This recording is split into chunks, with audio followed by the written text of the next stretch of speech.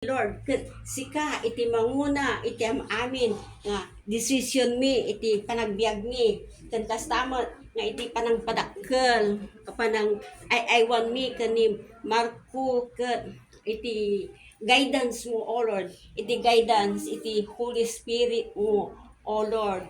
Ken kastamot Lord nga thank you kadagiti imba itoy nga makipag-celebrate ket dawaton mi met Apo iti panang guide mo kada kami, panang bless mo kada kami. It is according to your will, Father God. Nanya iti purpose mo, iti biyag mi, ket isu ita Apo iti akseptaran mi, and do not bring us into the test, but deliver us from evil one. Ket dawaton mi met O Lord, iti panang bendisyon mo, dagitoy taraon ngayon sa Canada.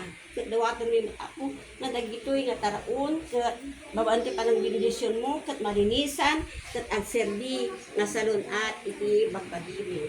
Ken kastamot O Lord, nga dawaton mi nga ma-enjoy mi daytoy nga selebrasyon ket awan Apo iti untowardness mga mapapasama.